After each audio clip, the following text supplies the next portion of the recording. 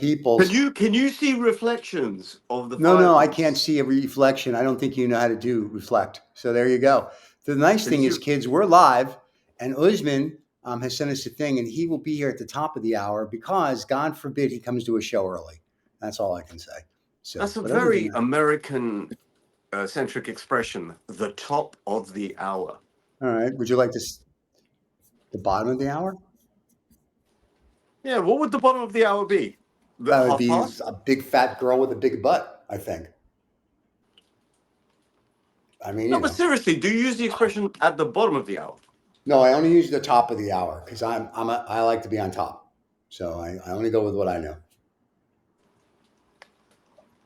I had a bit of a lockdown yesterday evening. You did. What did you get locked down to? Some of the theme song for yesterday evening. I couldn't really get the lockdown, but I got the lowdown. Boz Scaggs. Oh, okay. Very Miami music. So that was my kind of. I have a bit of a theme tune playing in my head whenever these sessions happen, right? And the other one was, even though it wasn't Saturday night last night, we had this bit of a Saturday night fever kind of thing going on. It's like you create a mood in your own head, and then you try and kind of marinate in that energy as well. When you're having a Hurf being for the American audience, a Hurf being a gathering of two. Stop it. The Americans know what a Hurf is. I don't presume in 2025. I don't presume that anyone. I don't presume anyone knows anything. I can only humbly impart knowledge. Okay. As you should. You should humbly impart knowledge. And I've realized that because you go live, I have to kind of start behaving myself from the outset, because normally when you click live before Usman turns up, right? Yeah. We're kind of like just a bit relaxed and just chatting. But I hope that people who watch this realize that that's just literally how we talk. If someone bumped into Stephen in a mall, God forbid, in a mall or just sort of like out about it, that's how Stephen is. Stephen is that way. I am. And I did have a fan bump into me on an airplane. And I had a fan bump into me a few weeks ago at the Cigar Lounge. And they were like, you are the same. You are you not? You are. They were, first of all, they double looked. And they go, the guy was like, "Are you him?" And I go, "Only if you see me on the post office wall." And he's like, "I watch your show." And I'm thinking, you poor guy, you don't have anything to do with that hour in your life. But okay. So your standard response should be, "No, your eyes are not deceiving you. It is me. It is me, Riza." It is me. That's what I'm going to do. But before the show, Riza was complaining how he hated people. And I concur. I am very much the same way. I'm not like I think this is just it's a byproduct of living in 2025. The world is slightly more congested. There is trouble in the world. There's always been trouble in the world, apart from the 80s, when the only trouble was like far away. It was on your TV, didn't really affect you. Now everything affects you. Social media makes it a little bit more immediate, not a little bit, very immediate, live, current, responsive, everything. So we live in a congested world. And to bring it on to the cigar point, these little Hurfs, these little lockdowns, and if anyone's interested in what I'm talking about, they can go to my social media, which is just there. And you can see stories of what happened yesterday evening. Nothing dramatic, but we have these kind of little sort of. I think the nicest gathering of people is probably the maximum number is 4. That includes me. Yeah, I think I always thought the nicest gathering of people was 1, but that's just me. So. Well, that's I mean, that's not a gathering, but that's a very, very different scenario. The gathering of 1, let's call it the gathering of 1, is very different to any other gathering. That is true. Because it's very contemplative, it's very lonely, it's very solitary. Well, according to Three Dog Night, one is the loneliest number. So there you go. And then sometimes 2 can be as bad as 1, but 1 is the loneliest number. Hang on. So you were 3 other people at your Hurf. The 3 of you and you made 4. And how was? And he left, and he just disappeared. And there you go. And now I'm stuck here doing the live show with no Riza. So we were talking about, for those fans that are here, the Hurf. So while we wait for everybody to come back, we will, I think, run a commercial. if we have any. And if not, you're stuck with me while I wait for the boys to come back. Oh, there he is. Something I said? Like these are called live interruptions. You know when you're like watching those bloopers, like Yep. This Anchorman is a bloopers blooper. and things like that, right? Yeah. It's like on live fucking TV. I mean, this is more important than live TV. I mean, this is more important than the BBC. Are you kidding? This is people from around the globe, because we look at the statistics, because we post other places other than YouTube. And we have the podcast. The podcast every week, if you don't want to watch us and you want to listen to us, the podcast is exploded. We look at the stats, and people from around the world listen to the podcast. And on YouTube, we have a very big international audience now that YouTube automatically translates into a language, another language, in like 20 different languages. So we have people from all around the world that watch this show. I'm still, my mind is elsewhere. I'm still fucking pissed off. What are you pissed off now about? Just constant fucking interruptions. I don't understand like how, for this 1 hour or 1 hour, 20 minutes, the world has to converge with the message. The messages are fucking relentless. And I'm not talking on this channel. I'm just talking private messages. Yeah. They could catch me at any time before or after, but no. Boom, boom, boom. Anyway. Because they know you're doing the show. They're watching the show, and that's how they're going to be part of the show. These are people who specifically aren't watching the show. Specifically, like with family and, well, I won't call them friends. I don't really have friends. I just have sort of like... acquaintances. Hurf guys. You couldn't really call them acquaintances. You couldn't really call them... It's basically sort of like hangers-on. Oh, my God. So anyway, these hangers-on that call you, you know what you'll do is you'll give me the addresses later. Nunzio and Rocco will go help them find their wallet. It'll be Nunzio and Rocco. Yeah. Nunzio and Rocco sound like two Jewish Italian mafioso. Yeah, Nunzio and Rocco have been with me forever, and the joke from that is a blend. They're a blend. Nunzio and Rocco, they help me do things, but the joke from that is if you ever saw Caddyshack, which I haven't seen. Well, that's your fault. I'm not a golfer. I don't get. It doesn't matter. Game. That movie has nothing to do with golf. That movie is all Rodney Dangerfield and Chevy Chase. The clues in the name. Yeah, but there's a sex scene in it, and it involves a golf club and a golf ball. It's crazy. There's a gopher, because you can't kill the gophers. Bill Murray is in it. I mean, this is a classic. Anyway, at the very end, when Ted Baxter, who plays the judge, doesn't pay Rodney Dangerfield his money, he goes, Moose, Rocco, help the judge find his wallet. So that's where Nunzio and Rocco helping them find their wallet comes from. So there you go. That's the whole movie. Now you've seen it, but you really should see it. Kenny Loggins has the music for it. Kenny Loggins of Top Gun fame.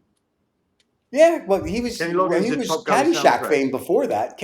He's part of Loggins and Messina. Remember Loggins and Messina? Your mama can't dance and your daddy can't rock and roll. That's Kenny Loggins. I have no clue what you're talking about. Like you've never heard that song? Well, I was. Is this from the 1920s or 30s? It's from the 1820s. It's a great song. It was before talkies. We used to dance to that stuff. I haven't heard. No, it's unusual. I haven't heard this song. I think there's a repertoire of movies that I think everyone has this, right? There are movies that you kind of expected to have seen, and you just simply haven't. There's unbelievably people out there. I mean, I won't say unbelievable, but there are people who haven't seen Star Wars, for example, who are qualified to have seen Star Wars age-wise, right? Yeah. You'll find chinks in everyone's armor. Whoa. We don't make fun of the Chinese people. Well, you just did. That. We are you just did.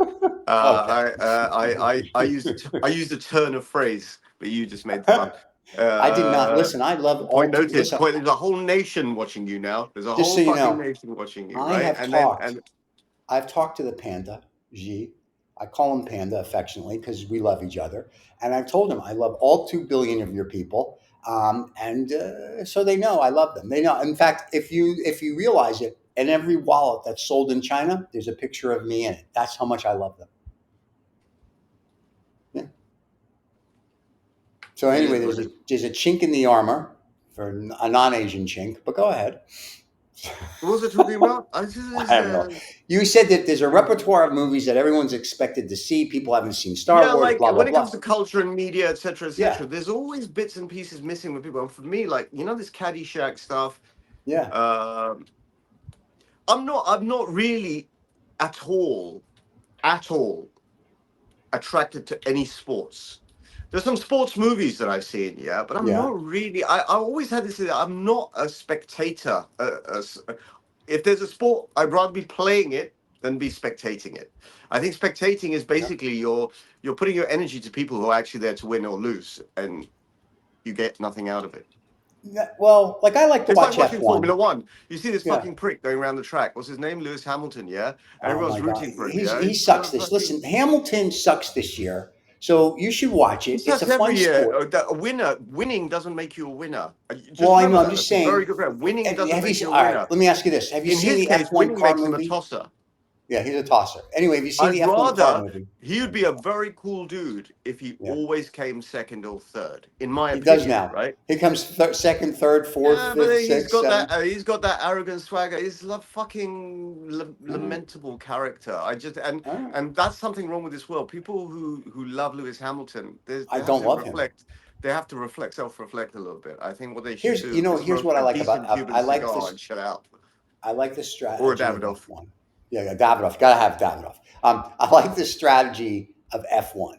So for me, it's very much all the strategy of it. The F1 tires can F off. Wow.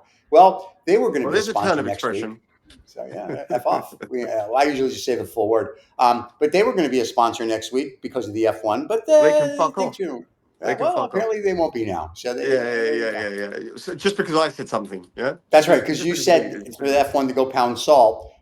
Now they're not going to be a sponsor. Oh well. Davidoff. Thank God we have Davidoff. Thank God we have Davidoff. Davidoff, and we have the Habanos Cigar people out of Cuba. Thank God we have Davidoff and Habanos. Yeah. That's it. Those are the only two sponsors we're ever going to have. Hang on. Time to be a little bit strategically naughty. Before Usman joins us, what are we going to get on his case about?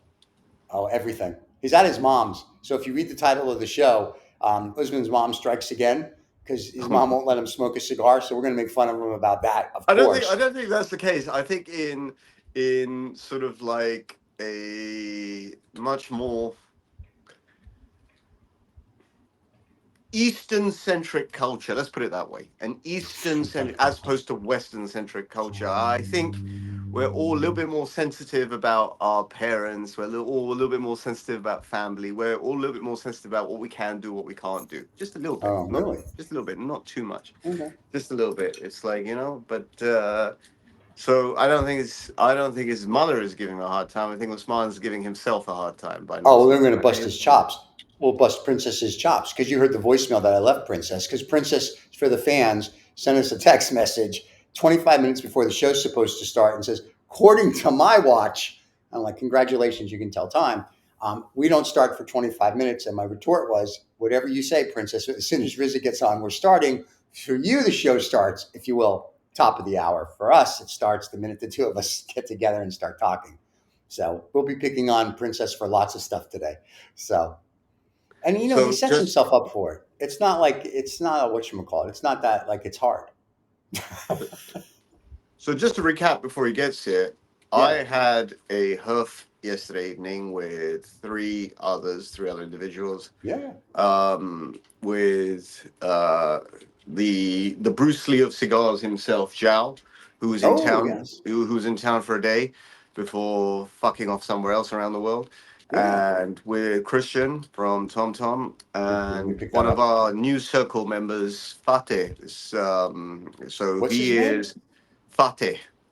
And he is a Burgermeister. He is he's literally a food engineer. He will engineer food, whether it's fast food or gourmet food, from literally from every single angle. And he's opened this fabulous burger place in London near Victoria Station. Almost unpronounceable name. It's sort of Japanese style burgers, sort of an Asian fusion burgers, Hanaburger Sutiki. And he joined us for this Hurf, and we smoked some. I think now, because I was mildly inebriated yesterday evening, mildly inebriated, which is an understatement and a half. I recall I was smoking an A. Chapman Connoisseur B, very loaded, heavy stick. which Christian pulled out of the humidor. That was a fabulous smoke. But there we go. There he is. There he is. Princess is here, ladies and gentlemen. Yes, there she has made it to the show. She's a minute early. Congratulations, you're a minute early.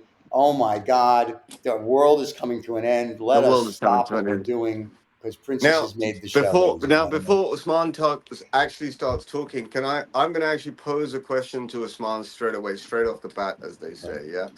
Usman, what are your feelings on smoking a Partagás Calibra without taking it apart? Even if you were not going to say anything about that, I was going to rip you and someone else apart on that part. But no, what are your feelings? This is the forum to express your feelings. Before you give us your feelings, it's not that we don't care. Before we give us your feelings, not that we don't care, we really don't. No, why don't you just give us the feelings? Why don't we just abandon the start of the show? We have to do the start for legal reasons because we're going to talk about cigars. Yeah. We have to do the legal thing. So on the count of three, we're going to start. This is 2OF Entertainment.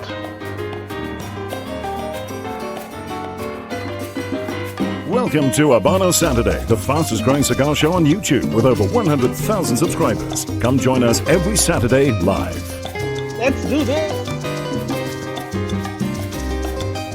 Every Saturday live. And I sent you the thing for the private link for the fans, and you didn't even text it out. You've had like 4 hours to get the fan link out for LinkedIn. Who? You. Who? You on our special chat group we have with the fans. I sent you the link for YouTube, and you didn't even put it out. How do they even know we're live? They know exactly. They don't know we're live. We have to help them. They're your and the live reversed is evil. Yes, we know. And if you, it's also an anagram of vile. Well, I've seen the show and I agree. So. Okie dokie. It's also a tribe of Israel, Levi. The Levi's, yes. You would think he would do all this stuff before he comes on the show. No, I'm going through it now. Yeah, I know. Great. We're going to do this all day. So listen, look, he finally sent it out to all the fans. Look at you. Look at you being on top of things. You're amazing. Wow. You are right one fucking job. This is called just in time, as the Japanese say. Yeah, we were just talking about the chinks. Anyway, let's talk about the Partagás and go from there. So go ahead. So what are your thoughts, Usman? If you want to do that, my thoughts are, where is the so Stephen? If anyone knows, by the way, if anyone wants to know what I'm talking about, just go to my social media stories. You understand. Go on, Usman. Jiao is smoking something that looks like he should be in a porno movie. Go ahead. Yeah, no, I will give you the context, Stephen, because I know it is unfair to you that we have a conversation, we've not even given you the context about it, and especially the fans. The only problem is I'm just trying to fix this shit, which is, I don't want to be rude or anything, but 30 minutes ago when you told me what time it was, and I appreciate that because I'm impressed that you can tell time. If I remember, you have 30 minutes to set this all up. So, but no, you do it live, and I think the fans appreciate that kind of dedication to the show. See, that's the point. That's exactly the point. The fans should know we are so much authentic. Now this is right. Okay. Right. So just to give you the context, and anyone who has not so far been entertained by Alizarde Cigars, they should visit Instagram and the stories where a very dear friend of Alizarde, and by virtue of that, a friend of ours, who I regard very highly when it comes to the knowledge of cigars and everything, yesterday lost by 2 points in my books. And why I say that is because he was smoking a Calibra, a Partagás Calibra, which comes in a wrapping of 3 in a coffin box. The whole concept and the purpose of that is those are 3 cigars and primarily to share amongst 3 friends.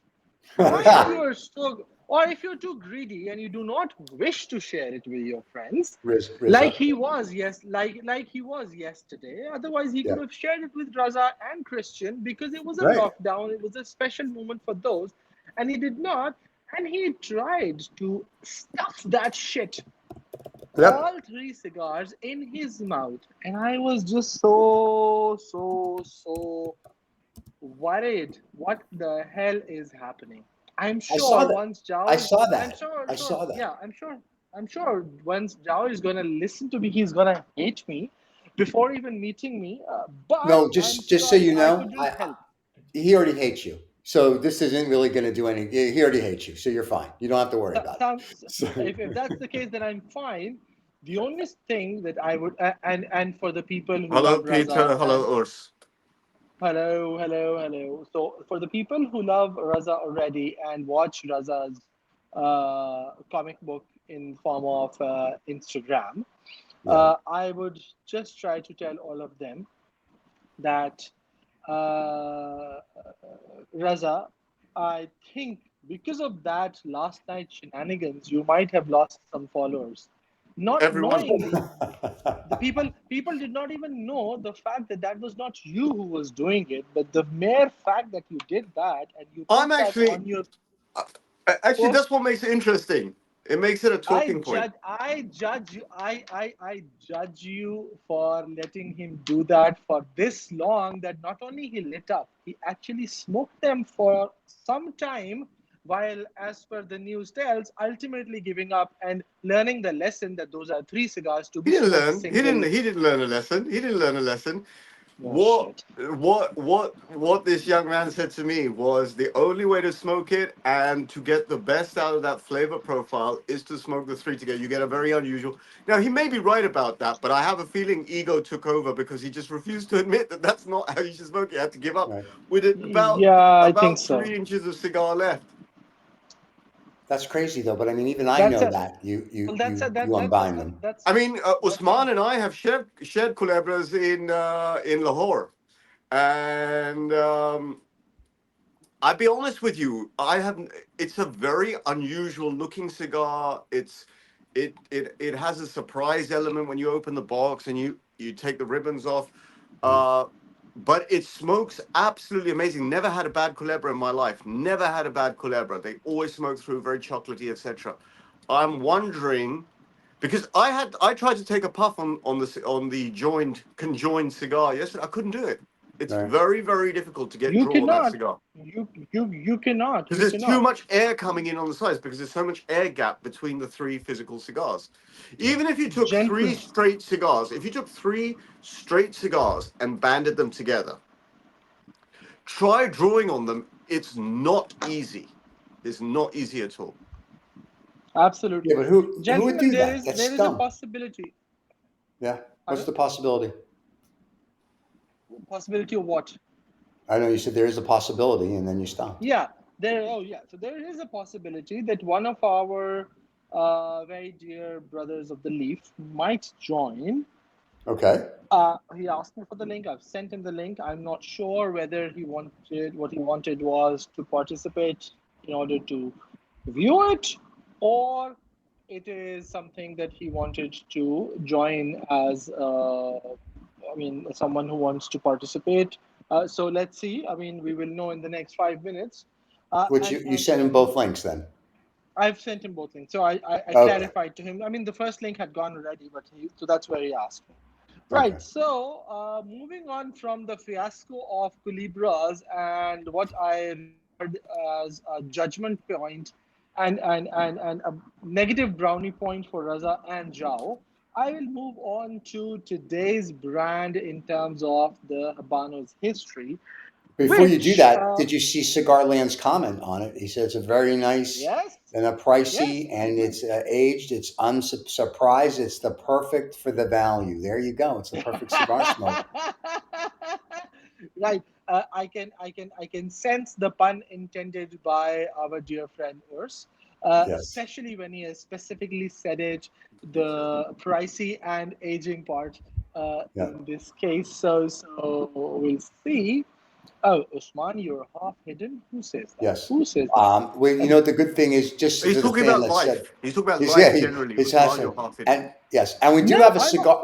No, he's there. We can see all of him. We're the ones hiding him on our side. We're trying to just make it that it's just a silhouette, like witness protection.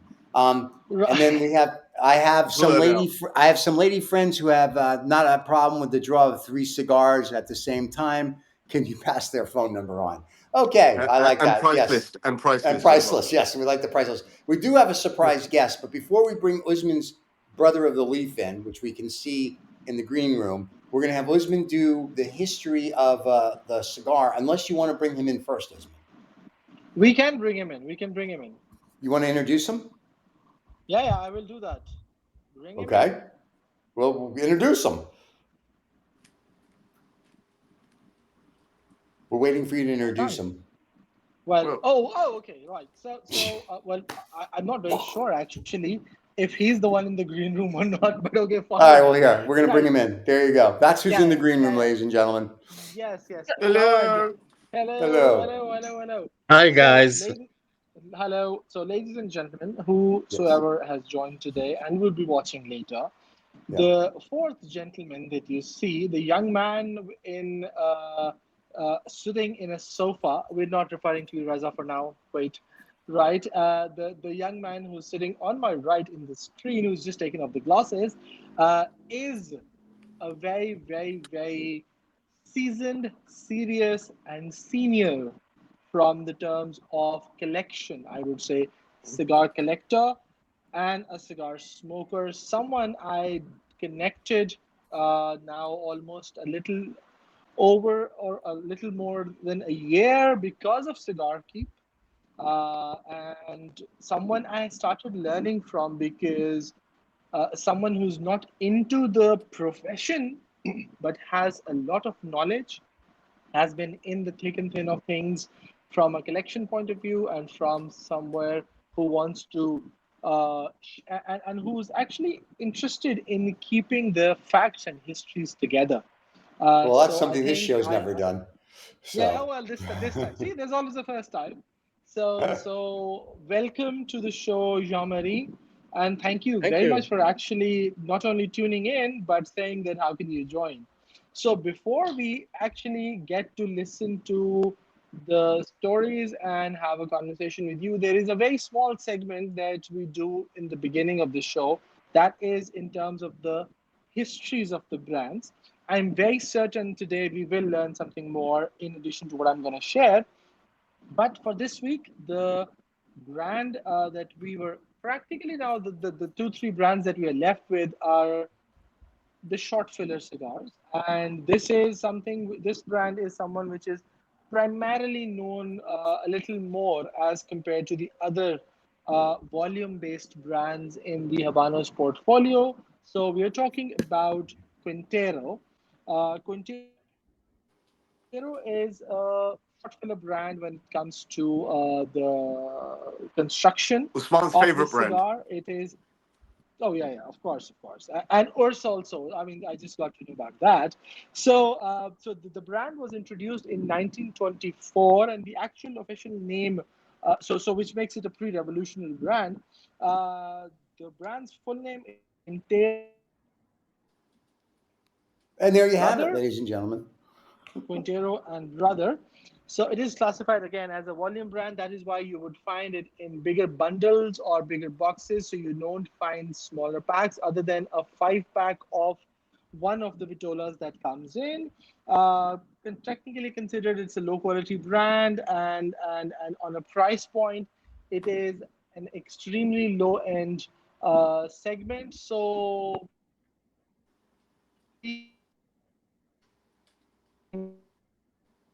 want to just get Cuban brands or just want to show off, who are not cigar smokers and want to waste money, I would still say better to smoke this than a fake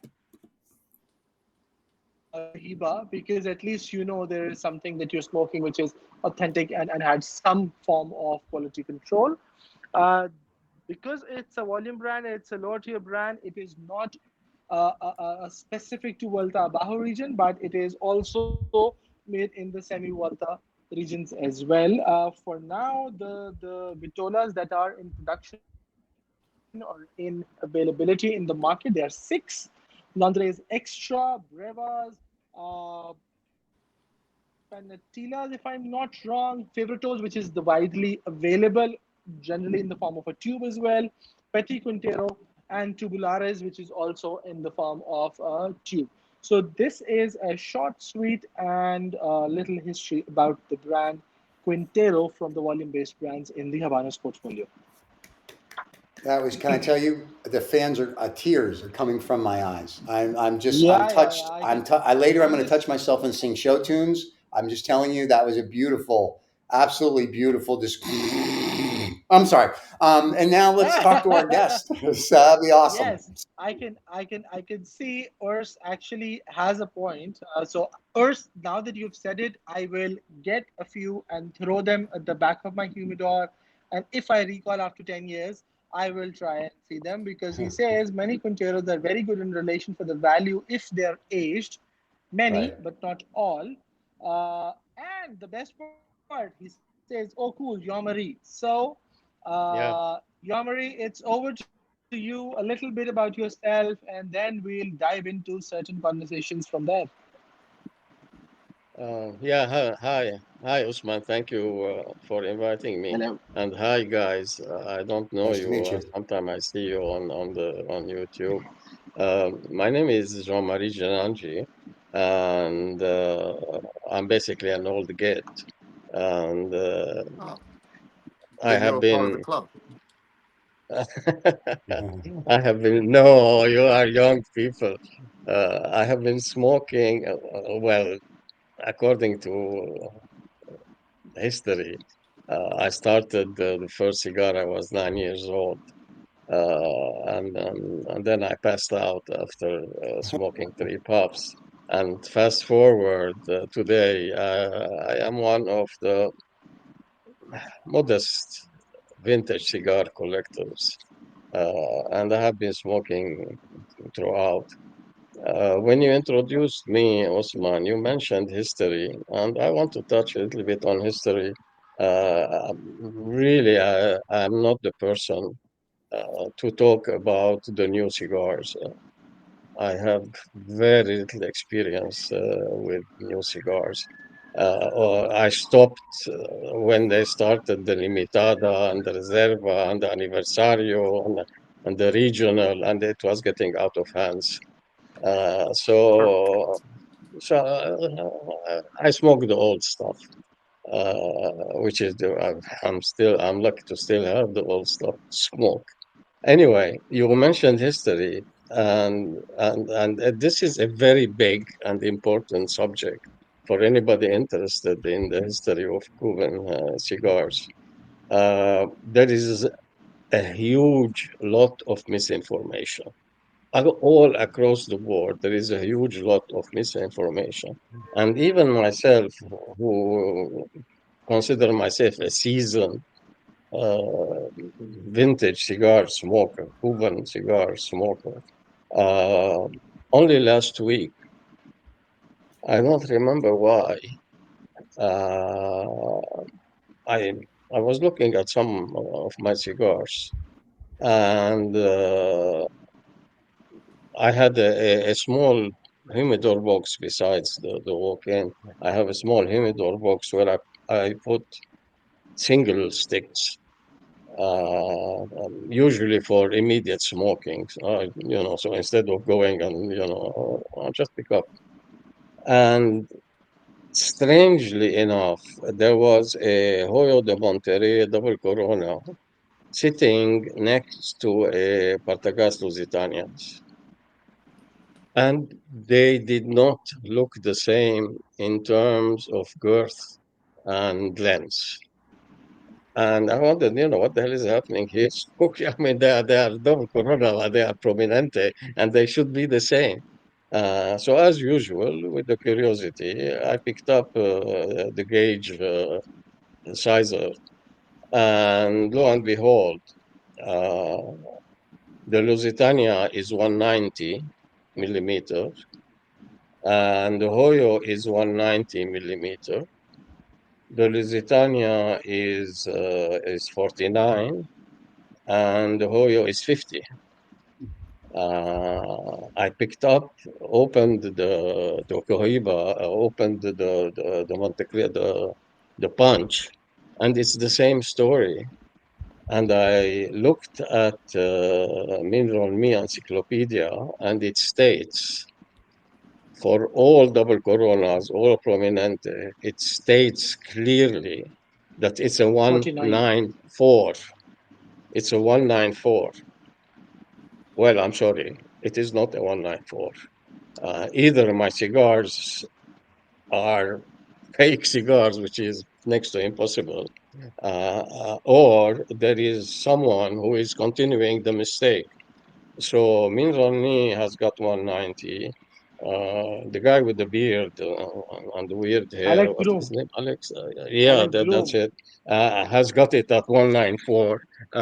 You open any cigar website and it's 190, and it is not 194. That is rubbish.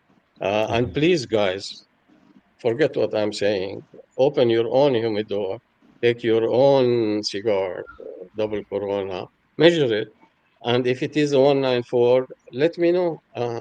I could not see any 194 unless today the new production is 194. I don't know. But at the time when Rani wrote the book, it was not 2025. It was what, 10, 15 years ago, or maybe more. I don't remember it. Actually, it's more. It's around 2000, 2000. Anyway, It's please more. do It's more. check. Do double check. Yeah, please do double check. It's before 2000 years. Yes. If I Yeah. can I should do that. if I can ask you a question, we had Urs on a couple weeks ago, and he was telling us about his collection. That's scattered all through Switzerland, all the 50 million sticks.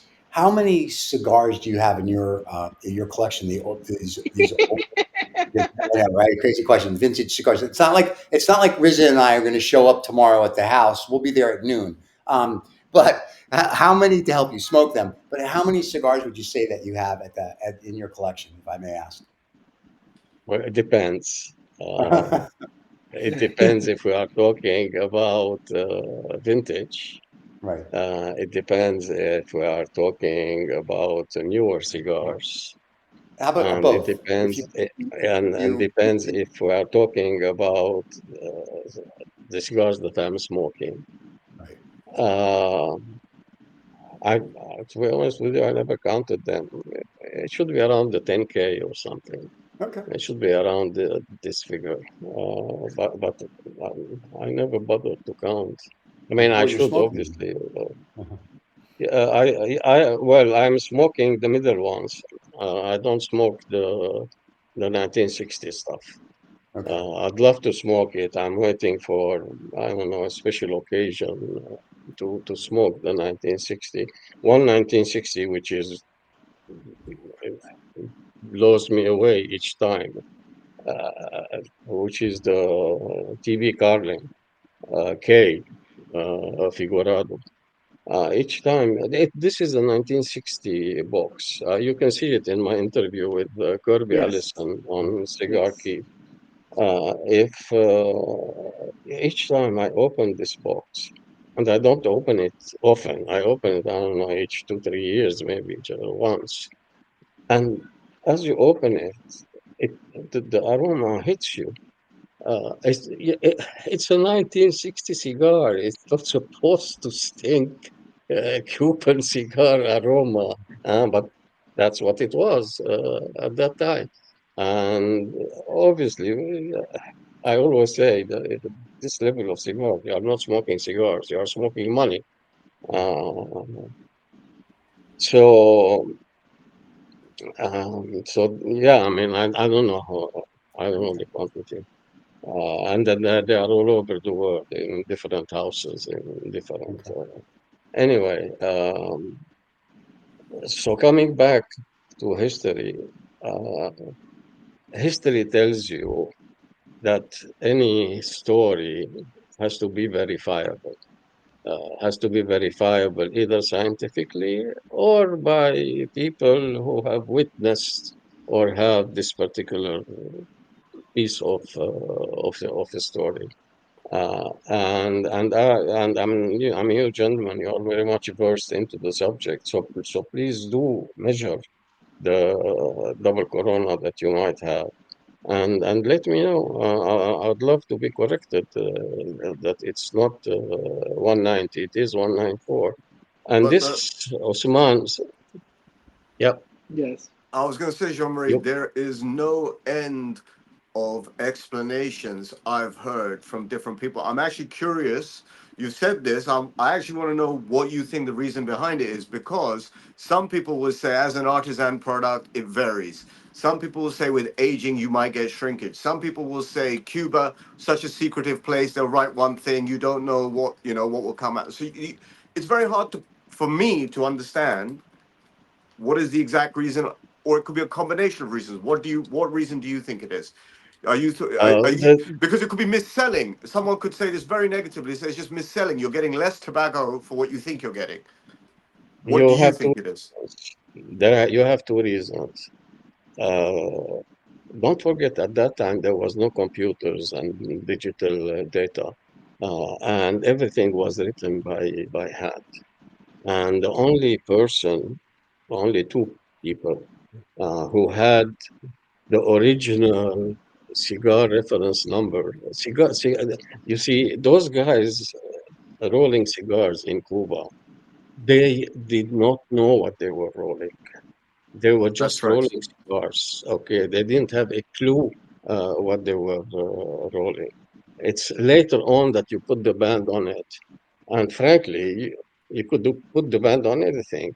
You could put the band of a Monte Cristo on a Romeo Julieta, and nobody's gonna find out what the hell has happened. So you have this administrative lack of administration, lack of standard, lack of rigidity in the standard. That's number one. And number two, it's a mistake that has been Systematic error. subsequently It's just perpetuated. systematic error. Now I have. I'm a bit lazy, and I'm not lazy. I'm busy doing other things than cigars. It started, the first eye opener for me was two eye openers.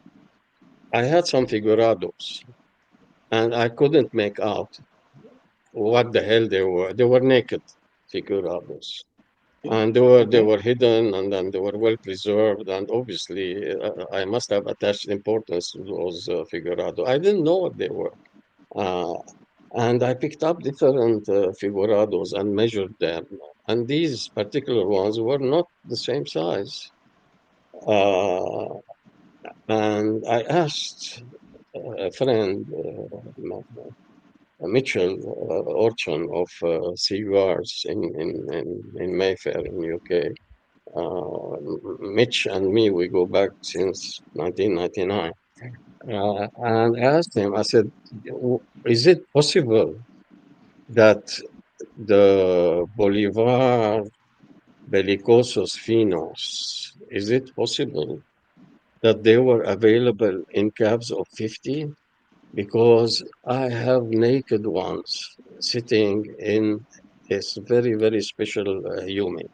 And he said, yes. I said, are you sure? He said, yes. I said, I need to find the box. The other thing that I did, or I did, is try different way of preserving cigars. And at a certain stage, it was cigars that were picked out of the box and placed in the, well, now the walk-in room. At that time, I didn't have a walk-in. So the Bolivar, I guess 1980. No, it's more than 1980. Sorry, it's less than 1980. I don't know, I forget. There were the different size from the current Bolivar. So that's the first one that piqued my curiosity. The second one that piqued my curiosity for sizes and history uh, is the Bolivar Gold Medal. And what happened again at that time? Yes, I was talking about the rollers who don't know what they are rolling. I have been offered Cohiba 50 or 55 anniversary when they made was it 50 Usman or 55 anniversary a few years ago, 2-3 years ago. 55. 55. 3 years ago in 55 2022, anniversary. 55. Yes. Yeah, so I was offered by somebody in Cuba, a high-placed official in Cuba. I was offered cigars, and he said that these are Cohiba 55, and they were 1 inch taller than the 55 that these are available. And I said, what the, what the hell is the, this is, I mean, you're kidding me, is this? He said, yes, this is before it's cut. Cuba is a secret on its own. Yeah, exactly. I mean, it's a hidden economy. And that, but the thing is, that's what is marketed in a positive way. It's like very bespoke artisan product. Good luck what you're gonna get. And sometimes there's a surprise element to it, and sometimes there's a shortchange element to it. So at that time, long time ago, Richard, Minron me nickname Richard. We had a discussion. He was the only person who had the Cuban cigar reference number. So it was not referred to as Robusto, Prominente, Corona, or whatever. It was referred as a 265, 132, 374. And this is how they would refer to it. And someone had a list, and this list said 374 is a Prominente, 196 is a XYZ, and so on. So nobody, I mean, very few people knew about it. And Richard was, I don't know how he got it. Maybe, what's the name of the other guy? Gave it to him. He had a list, not the complete list. He had a list of the numbers. I have only a couple of folios of the numbers. He had much more than I do. So, rightly, as you have commented, it was a secret economy. I mean, call it whatever you want. Secret economy is a good word. Why not? And coming back finally to the Bolívar Gold Medal. I have a box of Gold Medal. I think it is a 1980 box of Gold Medal. That was the original one. And when they launched recently, what was it, last year? They launched the new Gold Medal. 2 year years before ago, last. 2023. Year before last. Yeah, 23. Year before last. And I said to myself, I already had other more recent boxes of releases. I said I might as well add the last 2023 box. And again, I mean, all this is really by accident and not by design. Yes, I have placed on my Instagram, I have placed both gold medal side by side. And they were not the same lengths. And I asked somebody I will not name. I said, "What's the size?" He said, "XYZ." I said, "Are you sure?" I think the original one was shorter. He said, "No, they are all." Okay, fine. So the conversation didn't go anywhere because he didn't know what he's talking about. I had them physically, in front of my eyes in my home. To cut short on a dissertation on the history or a small part of history. you have to verify. You really have to verify whatever you do. I'm not talking about new stuff. As I said, I'm not knowledgeable about the new stuff. But if you want to delve into 90s and 80s and 60s, you have to be very, very careful and double check whether whatever you have or you are buying is a genuine McCoy or it differs from those encyclopedias and reference books that are written around. So thank you for listening to me. No, thank you for telling us. Very, I do have very another question. interesting What stuff. got you involved in collecting?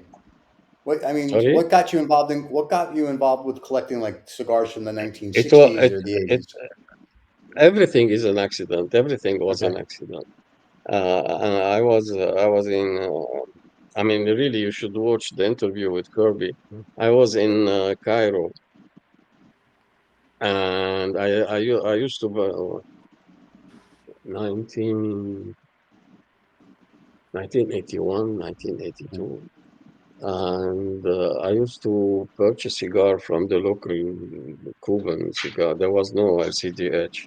So I used to buy cigar from the local Cuban distributor, who was at the same time the agent for Kodak, the usual Right. distributors. And he was the sales guy who was selling everything. Was a very nice guy, and he came to me one day to the office, and my secretary told me that XYZ want to see you. I would like to see you. I said, okay. I mean, he doesn't have an appointment. Let him come in. He came in. Hello, hello. How are you? He said, uh, Cuba has decided to change distributor. Okay, okay, very interesting. What the hell has it got to do with me if you want to change the distributor? And he said, we are sleeping. We've got a large quantity of cigars. Would you like to buy it? And I said, yes, if it is, 2, 3 boxes, 4 boxes, Right. I'll buy it. He said, no, it's not 2, 3 boxes. It's a whole bloody stock. So we agreed on a price. And he sent it over and that is why I'm telling you, I don't know how many. Gotcha. Since the 80s, I don't know how many. Kirby asked me the question, and I said, I don't know.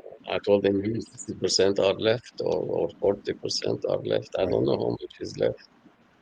I don't go and visit each 5 minutes at different houses to see what the hell is there here and there. So sorry, it was by accident I That's started fine. I collecting. was just because the fans. So not everybody knows who Kirby is, and not everybody gets invited to the private Hurf. So our fans are global. So we want to make sure we ask. We need to be asking the same questions because they would have an interest because of who you are. So that's why we ask. Yeah. So and a lot of these Oh, people okay. And don't I know will, us and I'll, about also I'll, Kirby. I'll, Yeah.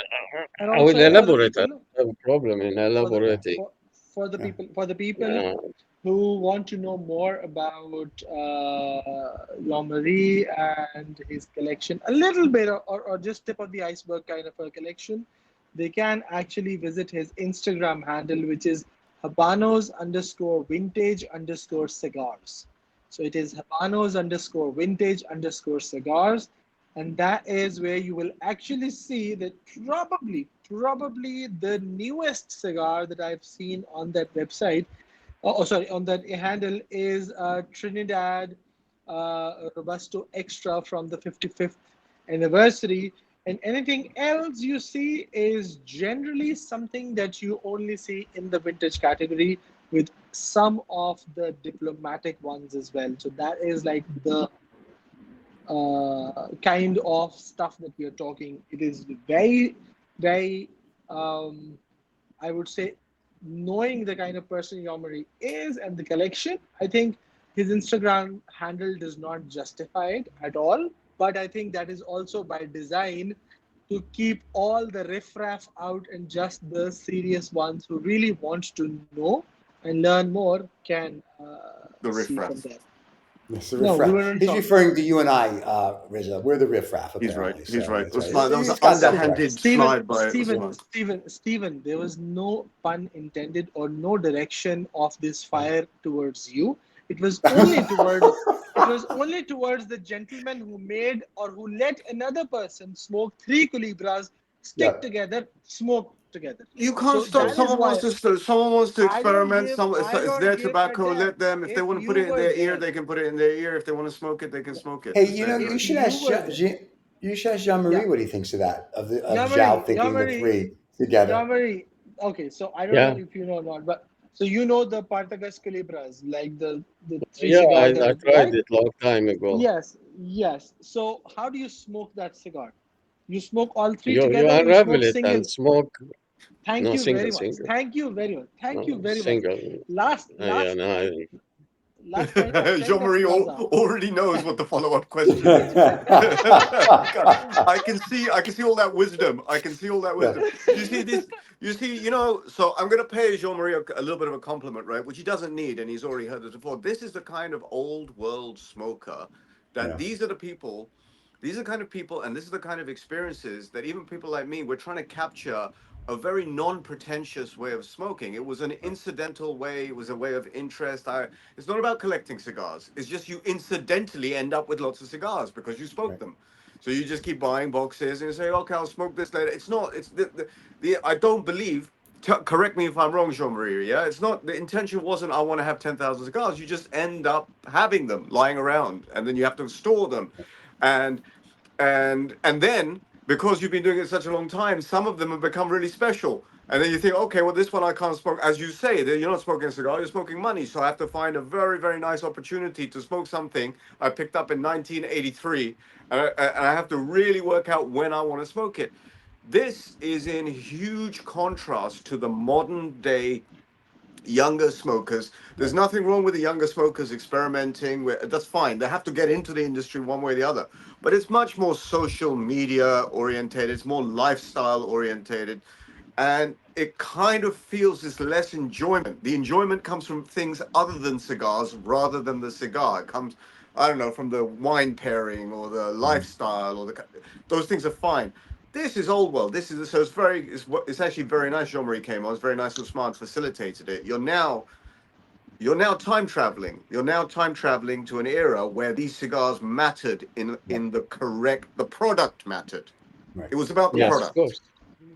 Yeah. No, we say of course, but I'm telling you, I'm not much younger than you, Jean-Marie. I may look it, but I'm not much younger than you. Quite older. He's probably older than you. How old are you? Much older than you think I am. I am 73 years old. You're 73. No. We are almost the same age, Jean-Marie. I'm great. Yes, I'm 72. And Usman is 12. So we're still shocked that he looks like that at 12. I knew it's going to go to that. I knew exactly it's going to go to that. Okay, so technically... No, but the reason... hang on. Let me finish one thing. If memory serves me right, but this comment, if somebody wants to know, they can actually see, since I work in the profession of HR, we actually classify as generally a 10 years age gap as a generational gap these days. These years, in terms of cigars, 10-year gap is a vintage gap. Right. Yeah, of course. Well, yeah. So in this context, if we see, we actually have 4 different generations in every block of where we see. So from 40s to 50s to 60s to 70s, and that is where the fun comes. That this is the love for cigars. Where everyone who has a similar mindset and a similar hobby and passion and are serious about it are together and can hang out very well. Whereas you will find a lot of same generation, same age people who can't connect just because the interest is different, or as Raza said, they're more towards just the social media and not into the things of it as the seriousness or as the product itself matters. Yeah, Raza, now what are you saying? Well, you've completely distracted me from what I was going to say. Thank you very much. I wanted to I keep it serious. completely lost the very, very intelligent comment I had. It's all gone. It's Well, like now a we know who cigar. It's burnt, the it's turned to 60 ash. is in our group. The moment you said intelligent comment and you, I was concerned. What I was going to say is Jean-Marie is representative of basically the world that is vanishing of cigars. Yes. These are Of course. we're not talking about. I don't want to get pompous and talk about serious cigar smokers. Every time someone uses this expression, they mean something different, right? What I Okay. mean, Okay. so Jean-Marie technically is basically around just younger than my father's generation. This is the reason why I got into cigars, were people that I knew, like my father, who would smoke in the 70s and 80s. Okay. And they would smoke. So if they had a favorite brand, they would kind of smoke through that favorite brand. And from time to time, they would try, they would go outside of Romeo and Julieta, they would go to Monte Cristo, and they would kind of smoke around, and you would go to your tobacconist, you could pick up whatever cigars you wanted, especially in London, you could get whatever you wanted, right? Yeah. So what Jean-Marie is a almost like a representation of an aging box of cigars. That is what cigar. No, I don't mean that in a bad way. I mean that in a very, very nice way. It's a pleasure Yeah, to yeah, hear. yeah. I for the first time had to shut up and listen properly. And Stephen was wondering why Reza isn't saying anything. It's because I was interested in the discourse. This is not about cigars, actually. This is about capturing time and holding it still. And then this is also about referring back to beautiful aromas and scents and memories. So when you smoke a cigar from 1982, you're going back, traveling in time to 1982. Okay? However much you enjoy the cigar, that box will bring up some memories. So this is a beautiful thing. That's why we, Jean-Marie, talk about history of cigars, because I think it's being lost. This is not a discussion that most people have when they're smoking cigars. They'll talk about, oh, I'm getting banana leaves, oh, I'm getting chocolate. They're getting nothing. Yeah, they're just trying to get something out of it, right? Okay, but the history increases the enjoyment and the conviviality around those cigars as it has done now. So that's why we do it. Yeah, Absolutely. I agree. I agree with everything you say. Thank you.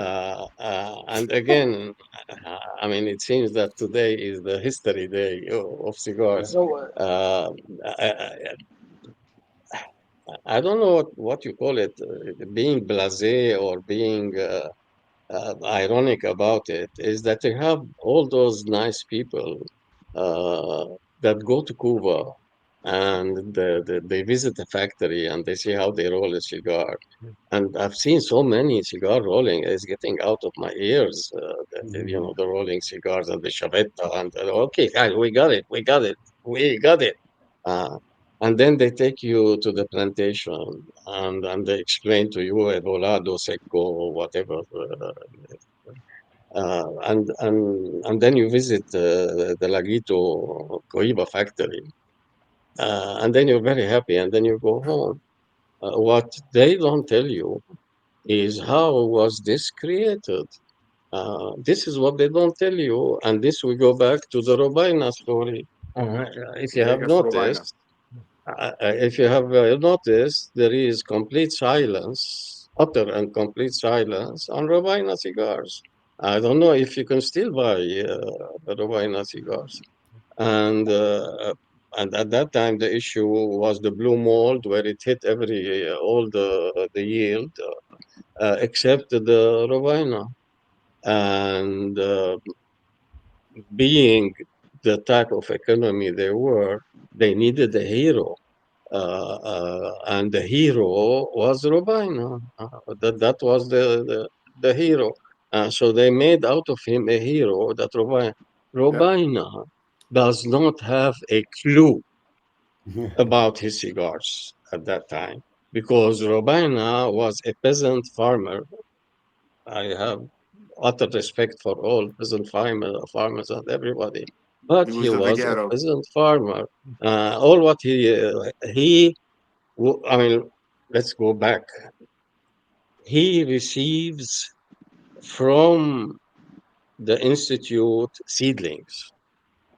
He plants the seedlings, and they know what kind of quantity they expect from him or from everybody who's planting. Everybody gets seedlings, and then you have the harvest. And then you have the barn situation. And then it goes to the factory and it is kept and blah, blah, blah.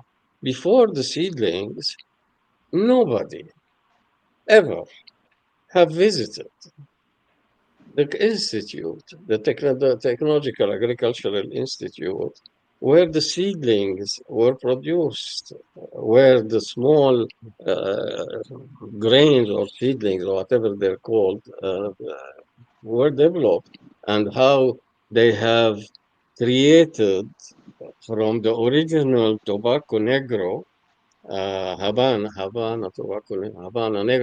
Negro tobacco. That was the original one, which was the original one of Vuelta Abajo.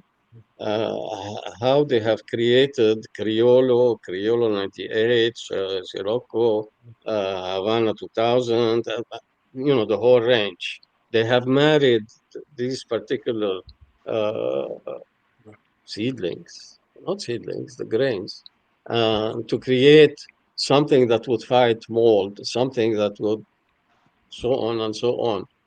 What they were interested was not only fighting mold. Fighting mold was number two in the story.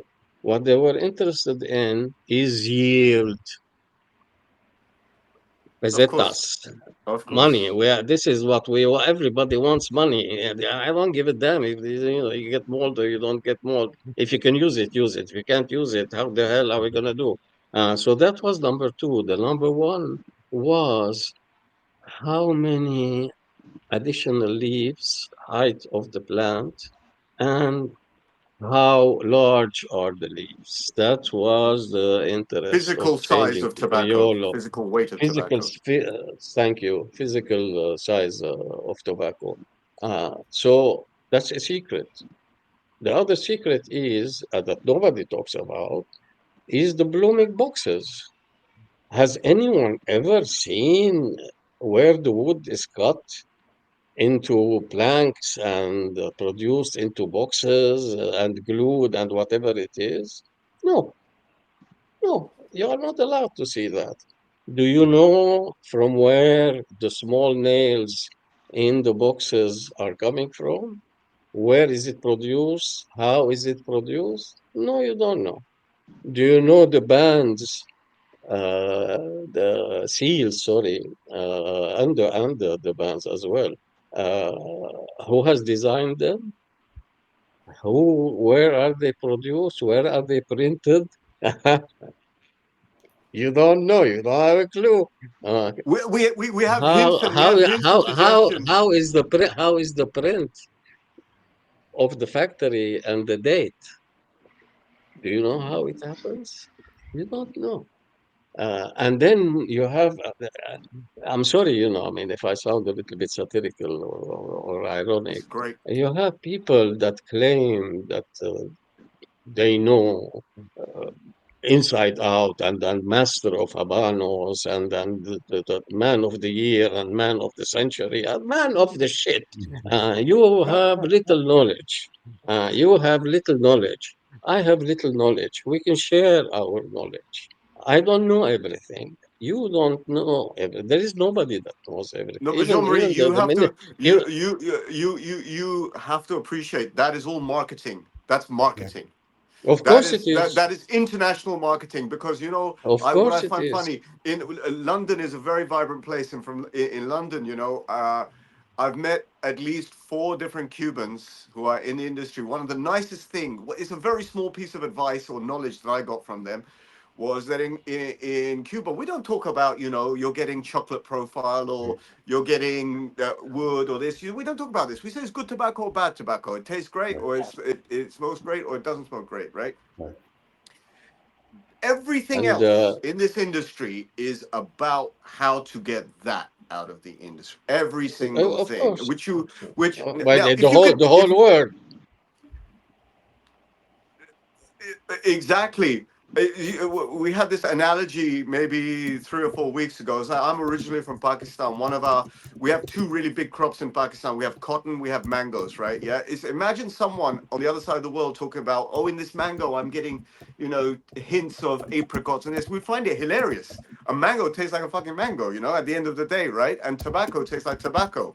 To those who's in their DNA is tobacco, that's how it tastes, right? In Cuba, Yeah, because but it's been such. Pakistani mango is very nice.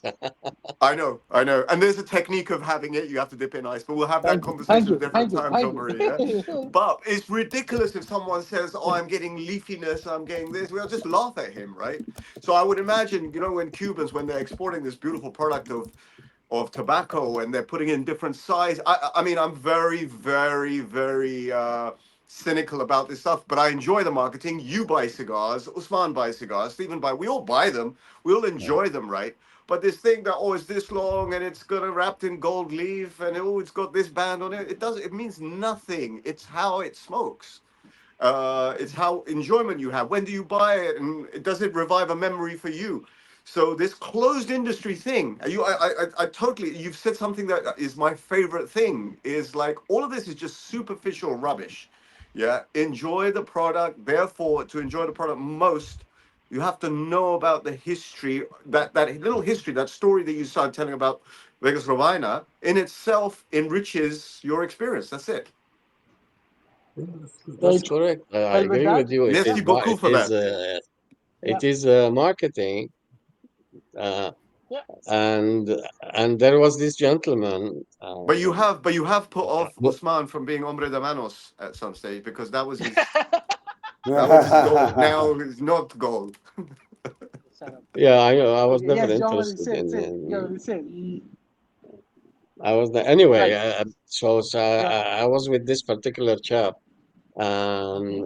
Actually, I wasn't with him. I was listening to one of his videos. I wasn't with him. And he was telling a group of smokers that a cabinet of 50 cigars is called a wheel. To put things in perspective, this gentleman is a tobacconist, and I'm not a plain smoker like us here. Okay. And he said that 50 cigar is a wheel. How can you say that I can when tell you why. I can tell you why. The wheel is a wheel cheese. is 100 cigars? No, but A they wheel they is they, 100 they do it with the cigars. shape of cheese. They started to they people just make up words as they go along, but just to It describe. is, That's a wheel is 100 cigars. 50 cigar cabinet is half wheel. I didn't invent it. That's what the no, no, no. I'm Cuban. not talking about you. It's like vintage. Vintage when it came to cars and anything else, right? Vintage used to mean 50 years. Now 10 years means vintage in cigar terms. Which is crazy because if you see, Vintage, as let's far as I'm understand. concerned, is a French word for vin d'âge. Vin Yeah, is 20, âge is age years. of 20. It's Yeah. age of 20. And I have explained to them that you have got vintage, which is 20, over 20 is fine. But anything beyond that is not called vintage. It's called millésime, millésime. Learn, please. If you don't know French, don't distort it. Don't call lingerie lingerie. I mean, you know, the amuse-bouche. Now you go to a fancy restaurant and they give you an amuse-bouche. When I was born, when I was not when I was born, when I was a kid and when I was a teenager, there was no amuse-bouche. It was called amuse-gueule. And girl is different than bush. Bush is mouth. Mouth. Girl is the mouth of an animal, and so it Yes. was called amuse girl. And then somebody decided that man, oh, girl, oh, maybe the American or the French or the Brits, uh, or get offended that it's girl, and they keep changing it. And this particular tobacconist decided that 50 cabinet is called the wheel. This is a major mistake if you are a tobacconist and you are teaching a group of, you are teaching wrong. I mean, Right. Don't get me started on the rubbish that. That'll be next week's show. Version of me. Yeah.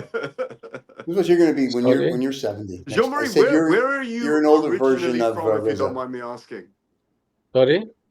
Where are you from originally, if you don't mind me asking? Originally, I'm Syrian. Okay. From Aleppo. And we got nationalized because we were sucking the blood of the people. So we stopped sucking the blood of the people and got the hell out of there. And then we went to Lebanon, and then I went, where did I go? To London. And then all over the place, Cairo, Dubai, Bahrain, and then back to Old Blighty. And I am now in Old Blighty. Old Blighty, wow, there you go. At my age, you have to say that. It's lovely, it's lovely. Yeah, and it's raining. Well, now it stopped raining. It's been raining all day today. It's sort of a humid day today in London. Yeah, I mean, my main location is Dubai, except in the summer months where it's too hot. So we come to London when it's too hot. And here it's a problem because one day you have 31 degrees with a sunny day, and the second day you have 18 degrees with raining. So you don't know if you're coming in or going out. This is like the Cuban cigar industry. You don't know what you're going to get. It actually is. You're right. It is. It is that surprise. Jean-Marie, it is that surprise. You have to appreciate it. My breakfast cigar usually is either a Partagás Shorts or a Bolívar Junior, which is the Minuto cigar. And I forgot why I'm saying that. There you go. Very right. Nice. So before we move on to something else, certain things that there are certain comments and few things that are being said. Urs is upset that we're not smoking cigars. So what I typed to the fans, so you know, Urs is like, I feel all alone. I go, Usman's at his mom's house, so if he spanks a cigar, he's going to get a spanking, which we'd love to see. And I've called his mom, so she may give him a spanking anyway. Riz is going to go smoke at Tom Tom's later. Let me pick that up for him. And I will be smoking some Cuban cigars later, which I'll put on my Instagram so you guys can see what we're smoking. But on the yacht that I'm on, we prefer that I don't smoke because there's something about petro and explosions. It's like going to an F1 thing. They're all worried about things blowing up. So we will smoke later. So there you go. So that was it. And then Ali from Cigar Analyst wants to know, if no one's ever smoked a cigar before, a Cuban cigar, how much should you spend on them? Or if a non-Cuban as little as possible. As little as possible. And if they've never smoked any cigars, would you give them a non-Cuban or a Cuban? And what would be your first recommendation? Well, if you're going to give them a non-Cuban, give them a Romeo and Julieta. It's like smoking paper. You'd be fine. And the Cubans, I don't know what you want to give them as a first cigar. Right. So in Cuban's case, well, again, since we're talking about new cigar smokers, so we're talking about new cigars. I'd say Hoyo de Monterrey, pick your number 2, a Quatorce 50. I'd say an H.5 Corona. 8.5 Corona, Monte Cristo Media Corona, Monte Cristo number 3 or 4. Partagás is a slightly stronger cigar, but if you really wish to, then maybe a Millefleur or a Super Partagás or something like that. But now that we have what you should do, I'll say something alternative. What you should do is take them into a humidor and let them see what their eye catches. Then let them smoke that. Start with the eye. Whatever catches your eye, go for that. And with your luck, it'll be that Davidoff cigar that's 500 pounds. And then you're going to be like, I never really liked you as a friend, and you should leave. And that's it. It's your tobacco to burn. You want to pay for it? It's your tobacco to burn. Do what you want. As Jean-Marie says, it's all you're doing is smoking money. Yeah. Yeah, especially if you are smoking Davidoff. Yeah. That's right. which is excellent cigars. Excellent cigars. They're a sponsor. We have to suck up. So yeah, we love that. I don't suck up to anyone. It's just very, very fine cigars. I smoke the late afternoons. I'm not as cynical as you are. I think we when it's something nice, we say it's nice. When it's rubbish, we just say it's absolute rubbish. God knows. Really? Actually, yes, but if you have been smoking Davidoff in the 90s, sorry, in the 80s, that's right. And then you smoke now the new ones. Never forget the Davidoff. I'm a D4 smoker. If I smoke a new D4 and if I smoke an old D4, it's not the same cigar whatsoever. And it cannot be the same cigar. Of course, this is the consequence of traveling through time. You've been lucky enough, you've been around long enough. When you travel through time, a Porsche 911 is not the same Porsche 911 that came out in the late 60s. It's kind of from a distance, it's the same shape. But it just will evolve. It will evolve. It will evolve. But you. So the very, very cool thing of having you on this show is because we are meeting someone who is traveling through the ages and is able to compare and contrast their experiences. If you go to a younger smoker, they don't know unless they have the money and resources to collect cigars from the past. And their view on it will be very different. They cannot relate to the same time era that you've traveled through. That's correct. People will listen to 80s music today, but I lived in the 80s as a teenager listening to 80s music, and for me, it had a different meaning at that time. Exactly. Yeah, exactly. He says the 80s. He does mean the 1880s. So Glastonbury and Woodstock. Oh yeah. Yeah, well, Glastonbury, Woodstock, sure. Back in the day. Woodstock. Yeah. Rizza was too young for Woodstock. When Jimi Hendrix. That's a beauty. Mama Cass, Jimi Hendrix, the whole group. I think Jimi Hendrix overrated. I think. You think everybody's overrated?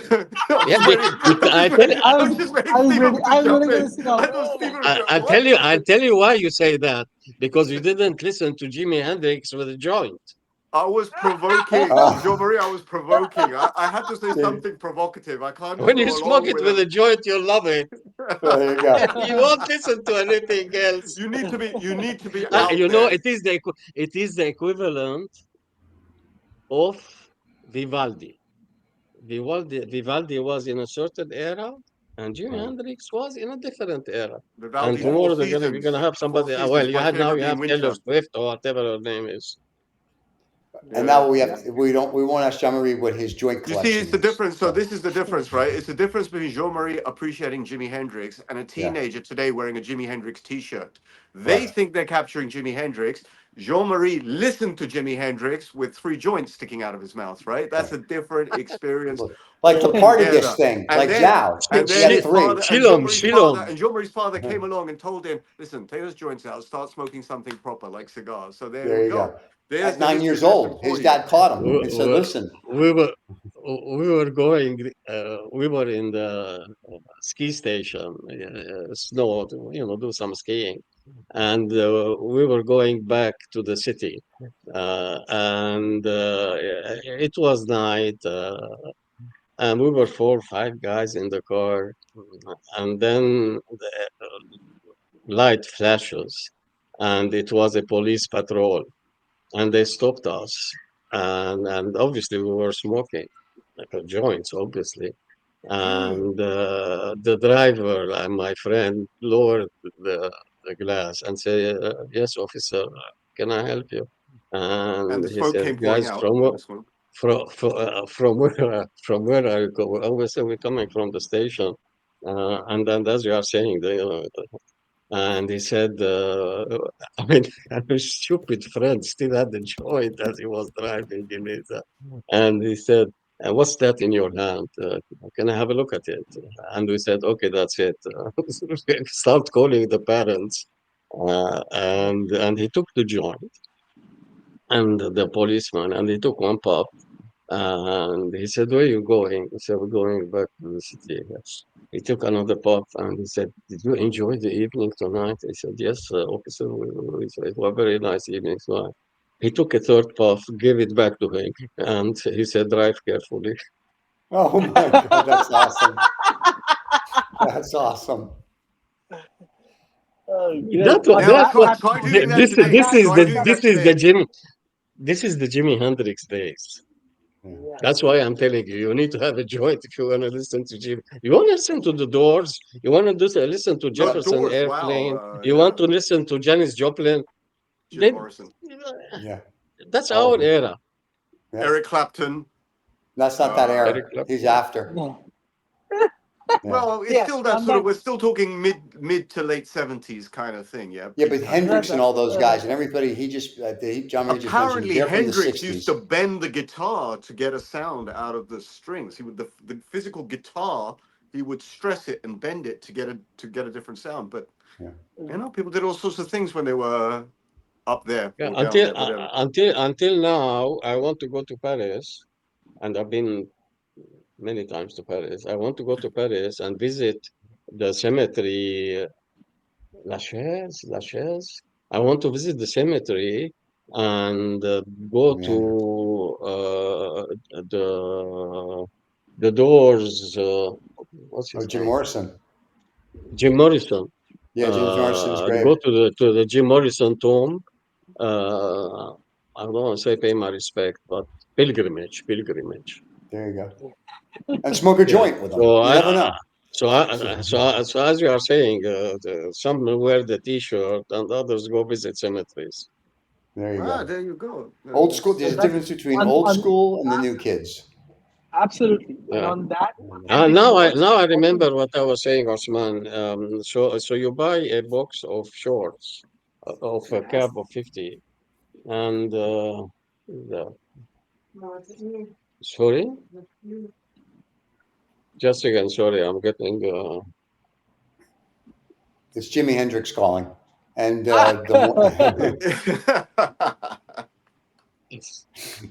okay. And so you buy a box of 50, and if you are lucky, 40% are unsmokable. You have to throw them, are plugged. You have to throw them away. But the remaining 50% or 30% or whatever, 60%. They smoke like there is no tomorrow. And I am ready to pay the money for this 30, 35, 40 cigars that are smokable, and everything else goes in the bin. But that's why people watch the show. 40% is wonderful, and the rest is. But then, Yomari, the whole thing is buying and finding 50 cigars cabinets is becoming an issue because one, they're not making it. Two, they've become so expensive that not everyone can afford it, and if they have to break them to sell, it's 1,500 pounds the cabinet of 50. Exactly. Shorts. Exactly. Yeah. So no new smoker is gonna invest that much in all that stuff. So again, you're right. I mean, this is depending on who and when. So that's the thing. But I think on that note, I think we've gone way past our time today. But the best part is we had Yomari. We learned some very interesting things. Listened to some very interesting and historical moments. And the best part is we had people like Urs and Peter and Ali and all the others sticking around here. And yes, of course, we were joined by of course our always favorite Stephen, who's been there stuck in somewhere where he cannot smoke for the last 2 weeks. Yes, I wasn't smoking this week, but I will be smoking. And then we have someone who actually witnessed someone smoking 3 Calibras last night, known as Raza. And I'm going to judge him for at least next 2 more episodes for that, till he resurrects him from this doing of things. But I think on that note, we can all call it a day. So, John Marie, thank you so much for joining us today. Don't forget to subscribe and like. Everybody who gave us comments and things today, thank you so much. We will see you guys all next week. And like I said, check our Instagrams later today. And whatever we're smoking, we will post. And you guys can see them. I'm going to smoke Cubans all day today. So I will send that out to everybody so you can see what I'm smoking. Jean-Marie will be smoking cigars that are older than Rizza. Thank God. And Usman, he's not allowed to smoke because he's at his mom's house. And she'll give him a spanking with a ruler, which we're paying money to see next week on OnlyFans. And that's it. So don't forget to subscribe and like, everybody. Once again, thank you for watching. We'll see you next Saturday. And if you missed the show, you know it goes out later as a rebroadcast. And if you don't want to look at our faces, podcast comes out tomorrow morning. We'll see everybody later. Have a great day, everybody. Cheers. Bye-bye. Cheers. Thank you.